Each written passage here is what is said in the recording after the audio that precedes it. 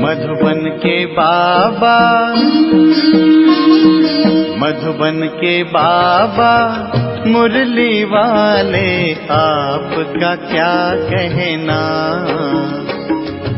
आपका क्या कहना। ओम शांति। आज 6 सितंबर 2024 के साकार मधुर महावाक्य हैं। सुनते हैं बाबा के मधुर बोल। बाबा ने कहा, मीठे बच्चे, तुम्हारी ये पढ़ाई सोर्स ऑफ इनकम है। इस पढ़ाई से 21 जन्मों के लिए कमाई का प्रबंध हो जाता है। तुम्हारी ये पढ़ाई सोर्स ऑफ इनकम है। इस पढ़ाई से 21 जन्मों के लिए कमाई का प्रबंध हो जाता है। क्वेश्चन है, मुक्ति धाम में जाना कमाई है या घाटा? मुक्ति धाम में जाना कमाई है या घाटा? भक्तों के लिए ये भी कमाई है, क्योंकि आधा कल्प से शांति शांति मांगते आए हैं। बहुत मेहनत के बाद भी शांति नहीं मिली। अब बाप द्वारा शांति मिलती है, अर्थात मुक्ति धाम में जाते हैं, तो ये भी आधा कल्प की मेहनत का फल हुआ। इसलिए इसे भी कमाई कहेंगे, घाटा नहीं। तुम बच्चे जीवन मुक्ति में जाने का पुरुषार्थ करते हो। तुम्हारी बुद्धि में सारे वर्ल्ड की हिस्ट्री ज्योग्राफी नाच रही है। भक्तों के लिए ये भी कमाई है, क्योंकि आधा कल्प से शांति शांति मांगते आए। बहुत मेहनत के बाद भी शांति नहीं मिली। अब बाप द्वारा शांति मिलती है, अर्थात मुक्ति धाम में जाते हैं, तो ये भी आधा कल्प की मेहनत का फल हुआ। इसलिए इसे भी कमाई कहेंगे, घाटा नहीं। तुम बच्चे जीवन मुक्ति में जाने का पुरुषार्थ करते हो। तुम्हारी बुद्धि में सारे वर्ल्ड की हिस्ट्री ज्योग्राफी नाच रही है। ओम शांति। मीठे मीठे रूहानी बच्चों को रूहानी बाप ने ये समझाया कि रूह सब कुछ समझती है। इस समय तुम बच्चों को रूहानी दुनिया में बाप ले जाते हैं। उसे कहते रूहानी दैवी दुनिया, इसे कहते जिस्मानी दुनिया, मनुष्यों की दुनिया।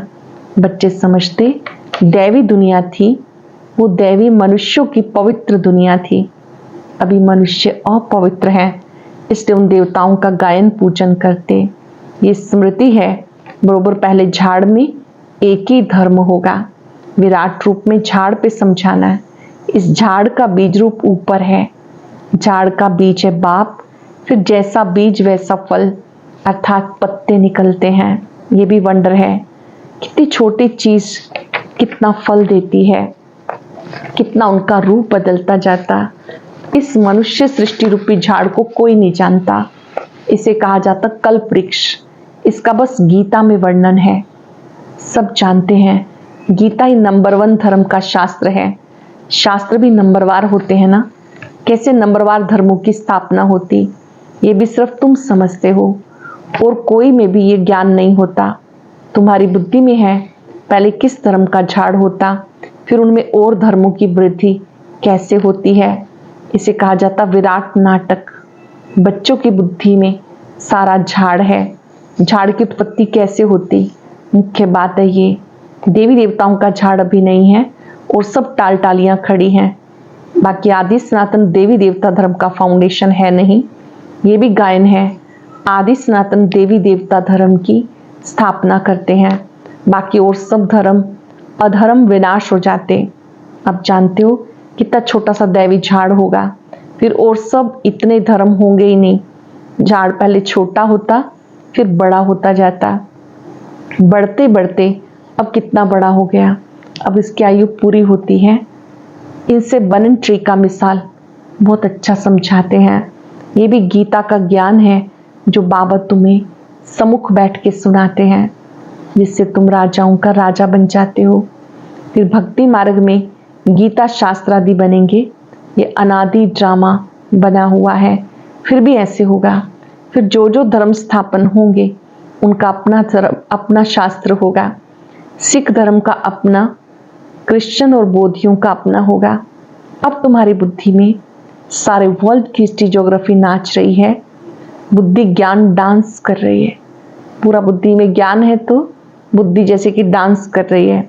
तुम सारे झाड़ को जान गए हो, कैसे कैसे धर्म आते हैं, कैसे वृद्धि को पाते हैं, फिर अपना एक धर्म स्थापन होता, बाकी क्लास हो जाते हैं। गाते ज्ञान सूर्य प्रगटा, अज्ञान अंधेर विनाश। बिल्कुल अंधियारा है ना, कितने ढेर मनुष्य हैं, फिर ये इतने सब होंगे ही नहीं। इन लक्ष्मी नारायण के राज्य में ये थे नहीं, फिर एक धर्म स्थापन होना ही है। ये नॉलेज बाप सुनाते, तुम बच्चे कमाई के लिए कितनी नॉलेज आकर पढ़ते हो। इस समय तुम बच्चे कमाई के लिए कितनी नॉलेज लेते हो। बाप टीचर बनकर आते तो आधा कल्प तुम्हारी कमाई का प्रबंध हो जाता है, तुम बहुत धनवान बन जाते हो। जानते हो भी हम पढ़ रहे हैं और ये अविनाशी ज्ञान रत्नों की पढ़ाई है। अभी हम पढ़ रहे हैं, ये ज्ञान रत्नों की पढ़ाई है। भक्ति को अविनाशी ज्ञान रत्न नहीं कहेंगे। भक्ति में मनुष्य जो कुछ पढ़ते हैं उनसे घाटा ही होता, रतन नहीं बनते। ज्ञान रत्नों का सागर एक बाप है। बाबा ज्ञान रत्नों का सागर है। बाकी है भक्ति, उसमें कोई भी एम ऑब्जेक्ट नहीं। कमाई यहाँ पर होती है। कमाई के लिए तो स्कूल में पढ़ते हैं, फिर भक्ति के लिए गुरु के पास जाते। कोई जवानी में गुरु करते हैं, कोई बुढ़ापे में गुरु करते, कोई छोटेपन में संन्यास ले लेते। कुंभ के मेले पर कितने ढेर जाते हैं। सत्यों में कुछ नहीं होगा। तुम बच्चों की स्मृति में सब बातें आ गई। रचता और रचना के आदि मध्य अंत के ज्ञान को तुम जानते हो। उन्होंने कल्प की आयु बड़ी कर दी। ईश्वर सर्वव्यापी कह दिया। ज्ञान का पता नहीं। बाबा आकर अज्ञान नींद से सुजाग करते हैं। अब तुम्हें ज्ञान की धारणा होती जाती, बैटरी भरती जाती है। ज्ञान से है कमाई, भक्ति से है घाटा। टाइम पर सब घाटे का, अब जब घाटे का समय पूरा होता है फिर बाप कमाई कराने आते। मुक्ति में जाना वो भी कमाई। शांति तो सब आत्माएं मांगती हैं। शांति देवा कहने से बुद्धि बाप की तरफ चली जाती। कहते विश्व में शांति हो, परंतु कैसे होगी ये किसी को पता नहीं। शांति धाम सुख धाम अलग होता है, ये भी नहीं जानते। जो पहला नंबर है उन्हें कुछ पता नहीं था। ब्रह्मा बाबा पहला नंबर, उन्हें भी कुछ पता नहीं था, शिव बाबा ने बताया। अब तुम्हें सारी नॉलेज है। जानते हो भी इस कर्म क्षेत्र पर कर्म का पार्ट बचाने आए हैं। कहाँ से आए हैं? इस कर्म क्षेत्र पर आए हैं। कहाँ से आए हैं? ब्रह्मलोक से, निराकारी दुनिया से आए हैं इस साकारी दुनिया में पार्ट बचाने। हम आत्मा दूसरी जगह की रहने वाली हैं। यहाँ ये 5 तत्वों का शरीर रहता है। शरीर है तब हम बोल सकते हैं। हम चैतन्य पार्टधारी हैं। अब तुम ऐसा नहीं कहेंगे कि इस ड्रामा के आदि मध्यंत को हम नहीं जानते। आगे नहीं जानते थे। अपने बाप को, अपने घर को, अपने रूप को पहले नहीं जानते थे। ना अपने आप को, ना ही घर को, ना अपने रूप को। अब जानते हैं आत्मा कैसे पार्ट बचाती है। स्मृति आई है, पहले स्मृति नहीं थी। जानते हो सच्चा बाप सच सुनाते हैं, जिससे हम सचखंड के मालिक बनते हैं। सच के ऊपर सुखमनी में है। सच के लिए कहा जाता, सत्य कहा जाता सचखंड को। देवताएं सब सच बोलने वाले होते। सच सिखाने वाला बाप है। उनकी महिमा देखो कितनी है, गाई हुई है। महिमा तुमको काम में आती है। शिव बाबा की महिमा करते हैं, वही झाड़ के आदि मध्यंत को जानते। सच बाप सुनाते तो तुम बच्चे सच्चे बन जाते हो। सत्य बाप से सुनकर सच्चे बन जाते हो। सचखंड भी बन जाता। भारत सचखंड था।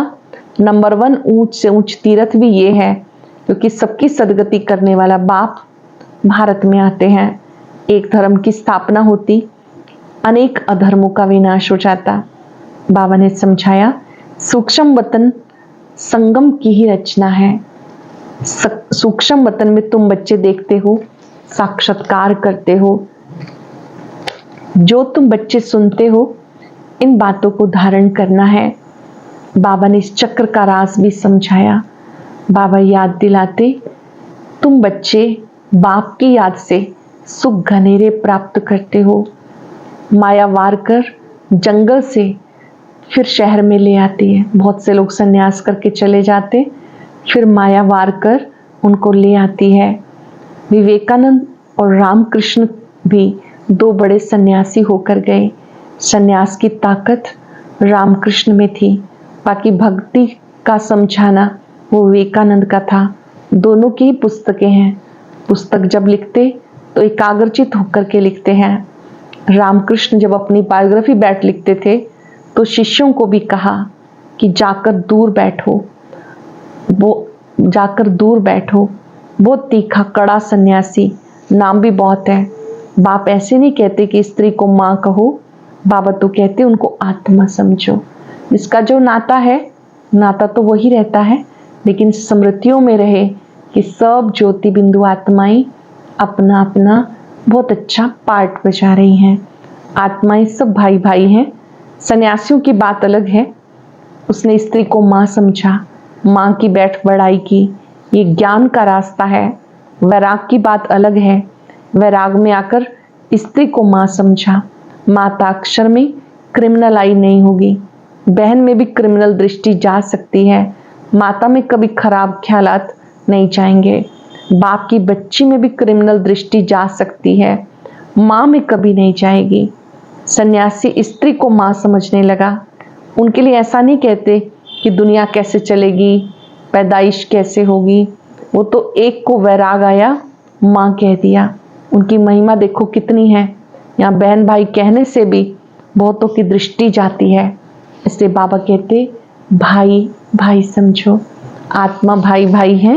ये है ज्ञान की बात, वो है एक की बात। यहाँ प्रजापिता ब्रह्मा की संतान ढेर भाई बहनें हैं। बाबा बैठ सब बातें समझाते। ये भी तो शास्त्र पढ़ा हुआ है। वह धर्म ही अलग है निर्वृत्ति मार्ग का, सिर्फ पुरुषों के लिए। वो है हद का वैराग, और तुम्हें सारी पुरानी दुनिया से वैराग। संगम पर बाबा आकर तुम्हें ज्ञान की बेहद की बातें समझाते हैं। अब इस पुरानी दुनिया से वैराग होना चाहिए। ये बहुत पतित दुनिया है, यहाँ शरीर पावन हो ना सके। आत्मा को नया शरीर सतयुग में मिल सकता है। भले यह आत्मा पवित्र बनती, परंतु शरीर फिर भी अपवित्र रहता। जब तक कर्मातीत अवस्था हो, सोने में खाद पड़ती है तो जेवर भी खाद वाला बनता है। खाद निकल जाए तो जेवर भी सच्चा बनेगा। इन लक्ष्मी नारायण की आत्मा और शरीर दोनों सतो प्रधान हैं। तुम्हारी आत्मा और शरीर दोनों तमो प्रधान काले हैं। आत्मा काम चिता पर बैठ काली बन गई। बाबा कहते फिर हम आकर सांवरे से गोरा बनाते हैं। ये ज्ञान की सारी बात है, बाकी पानी आदि की बात नहीं। सब काम चिता पर बैठ पतित बन गए, इसलिए राखी बंधवाई जाती कि पावन बनने की प्रतिज्ञा करो। बाबा कहते हम आत्माओं से बात करते हैं। मैं आत्माओं का बाप हूँ जिसको तुम याद करते आए। बाबा आओ, हमें सुख धाम में ले चलो, दुख हरो। कलयुग में होते अपार दुख। बाबा समझाते तुम काम चिता पर बैठ काले तमो प्रधान हो गए। मैं आया हूँ काम चिता से उतार ज्ञान चिता पे बिठाने।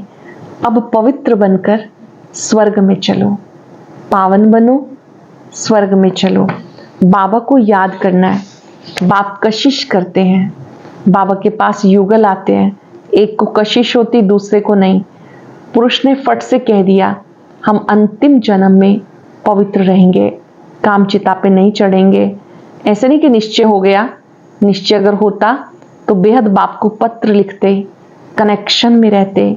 सुना है पवित्र रहते हैं, अपने धंधे आदि में मस्त रहते हैं। बाबा की याद कहाँ। ऐसे बाबा को तो बहुत याद करना चाहिए।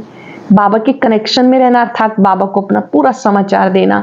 क्या कर रहे हैं, कितना कर पा रहे हैं, कहाँ दिक्कत आ रही है, बाबा की मदद से उसको ठीक करना। बाप की याद कहाँ है। ऐसे बाबा को बहुत याद करना चाहिए। स्त्री पुरुष का आपस में कितना प्यार होता, पति को कितना याद करती। बेहद बाप को सबसे जास्ती याद करना चाहिए। गायन है प्यार करो या ठुकराओ, हाथ कभी नहीं छोड़ेंगे। ऐसे नहीं कि यहाँ आके रहना है, वह तो फिर सन्यास हो गया। घर बार छोड़ यहाँ आकर रहे। अगर कोई घर बार छोड़ के यहाँ मधुबन में आके रहने लगे तो बाबा कहते वो तो सन्यास हो गया। घर बार छोड़ यहाँ आकर रहे। तुमको तो कहा जाता ग्रस्त व्यवहार में रहते पवित्र बनो। ये पहले तो भट्ठी बननी थी जिससे इतने तैयार निकले, उनका भी बहुत अच्छा वृत्तांत है। जो बाप का बनकर अंदर में रहकर, यज्ञ में रहकर रूहानी सर्विस नहीं करते, वो जाके दास दासियां बनते हैं। फिर पिछाड़ी में नंबरवार पुरुषार्थ अनुसार ताज मिल जाता, उनका भी घराना होता। प्रजा में नहीं आ सकते, कोई बाहर का आए अंदर वाला नहीं बन सकता। वल्लभाचारी बाहर वालों को कभी अंदर नहीं आने देते। ये सब समझने की बातें हैं। ज्ञान है सेकंड का। फिर बाप को ज्ञान का सागर क्यों कहा जाता? समझाते रहते, पिछाड़ी तक समझाते रहेंगे। जब राजधानी स्थापन हो जाएगी तुम कर्मातीत अवस्था में आ जाएंगे, फिर ज्ञान पूरा हो जाएगा। है 1 सेकंड की बात, परंतु फिर समझाना पड़ता है। हद के बाप से हद का वर्षा, बेहद का बाप विश्व का मालिक बना देते। तुम सुख धाम में जाएंगे तो बाकी सब शांति धाम चले जाएंगे। वहां तो है सुख ही सुख।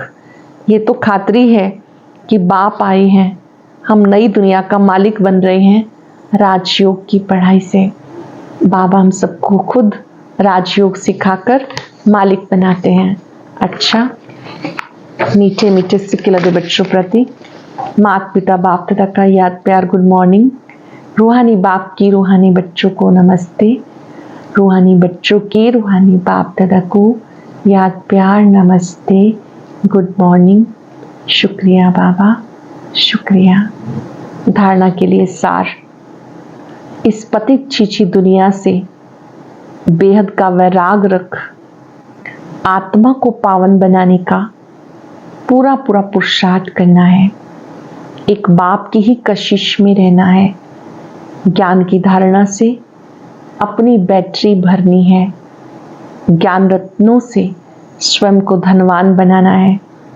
अभी कमाई का समय है, घाटे से बचना है। इस पतित चीची दुनिया से बेहद का वैराग रख आत्मा को पावन बनाने का पूरा पूरा पुरुषार्थ करना है। एक बाप की ही कशिश में रहना है। ज्ञान की धारणा से अपनी बैटरी भरनी है। ज्ञान रत्नों से स्वयं को धनवान बनाना है। अभी कमाई का समय है, इसलिए घाटे से बचना है। वरदान है ज्ञान रत्नों को धारण कर व्यर्थ को समाप्त करने वाले होली हंस भव। ज्ञान रत्नों को धारण कर व्यर्थ को समाप्त करने वाले होली हंस भव। होली हंस की 2 विशेषताएं हैं। एक है ज्ञान रत्न चुगना, दूसरा निर्णय शक्ति द्वारा दूध पानी को अलग करना। दूध और पानी का अर्थ है समर्थ और व्यर्थ का निर्णय। व्यर्थ को पानी के समान कहते हैं, समर्थ को दूध समान। तो व्यर्थ को समाप्त करना अर्थात होली हंस बनना। हर समय बुद्धि में ज्ञान रत्न चलते रहे, मनन चलता रहे तो रत्नों से भरपूर हो जाएंगे। होली हंस की 2 विशेषताएं हैं। एक है ज्ञान रत्न चुगना, दूसरा निर्णय शक्ति द्वारा दूध पानी को अलग करना। दूध पानी का अर्थ है समर्थ और व्यर्थ का निर्णय। व्यर्थ को पानी के समान कहते हैं, समर्थ को दूध समान। तो व्यर्थ को समाप्त करना अर्थात होली हंस बनना। हर समय बुद्धि में ज्ञान रत्न चलते रहे, मनन चलता रहे तो रत्नों से भरपूर हो जाएंगे। स्लोगन है सदा अपने श्रेष्ठ पोजीशन में स्थित रहे। अपोजिशन को समाप्त करने वाले विजयी आत्मा है। जब आप अपनी पोजीशन पर स्वमान में स्थित हैं तो अपोजिशन समाप्त हो जाता है। उसी को विजयी रत्न कहते हैं, विजयी आत्मा कहते हैं। ओम शांति।